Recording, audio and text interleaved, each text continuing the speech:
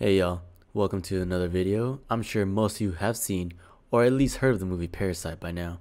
If you haven't yet, please watch it as it's an absolutely fantastic movie. Today we'll be making the ramdon with steak that was made in the movie.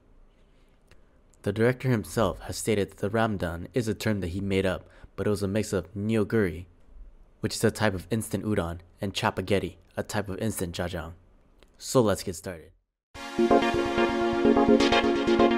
We'll begin by prepping the steak. I'm using a high quality piece of steak here with pretty nice marbling.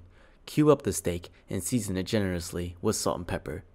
This is optional, but I'm adding in a bit of cornstarch to coat the steak cubes so that they can develop more of a crust. This should add a bit of texture to this dish. In a shallow pan, start boiling some water. You can use a pot, but since we're discarding the liquid, you don't want to use too much water and dilute the soup base's flavors. Once the water is boiling, add in both of the noodles, the soup bases, and the vegetables. After a few minutes, stir the noodles to make sure that everyone's getting some love. For the steak, preheat a pan with some oil.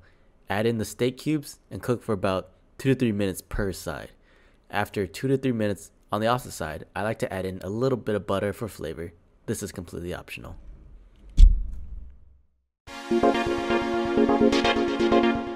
Drain the noodles, but reserve a bit of the liquid.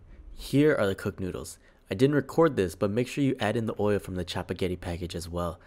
Top off the noodles with the steak, and that about completes it.